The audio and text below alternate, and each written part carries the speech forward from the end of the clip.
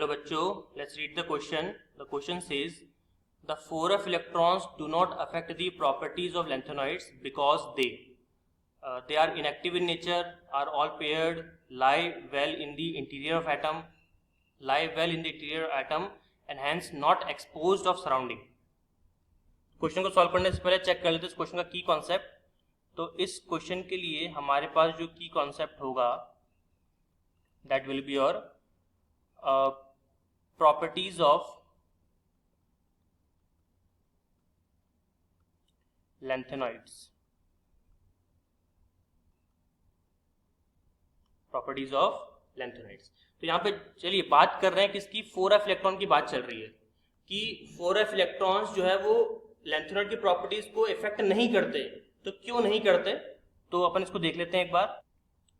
तो इसके लिए सबसे पहले हमको क्या करना पड़ेगा, हमको लैंथेनॉइड जो एलिमेंट्स हैं उनका जनरल इलेक्ट्रॉनिक कॉन्फ़िगरेशन लिखना पड़ेगा. तो देखिए, अगर मैं जनरल इलेक्ट्रॉनिक कॉन्फ़िगरेशन की यहाँ पे बात करूँ तो देखिएगा ये आपको ये किताब के अंदर मिल जाएगा लैंथेनॉइड कॉन्फ़िगरेशन.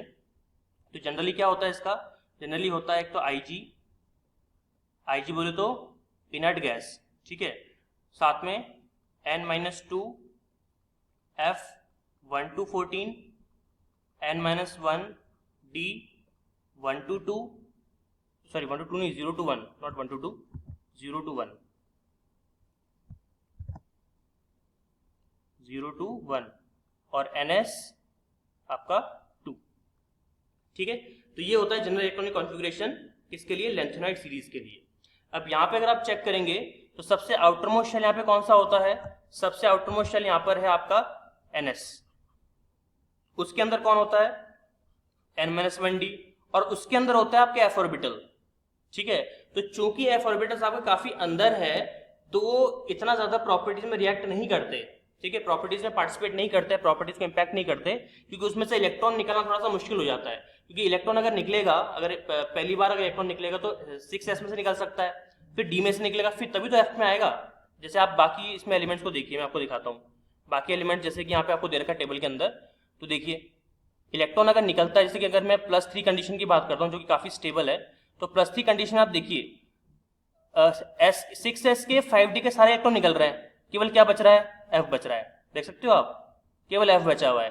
तो 3 इलेक्ट्रॉन निकलने के बाद भी F पर जब इंपैक्ट नहीं पड़ता है, ठीक है, जब F पे इंपैक्ट नहीं पड़ रहा है तो आप मुझे बताइए कि वो प्रॉपर्टीज में कैसे इन्वॉल्व होगा, कैसे इंपैक्ट करेगा, नहीं कर पाएगा.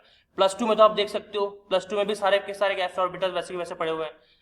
+3 के अंदर फिर भी चलो 1-2 निकल जाए बाहर तो बात समझ में आती है, लेकिन Ln2 के अंदर तो मतलब +2 कंडीशन में तो निकलता ही नहीं है.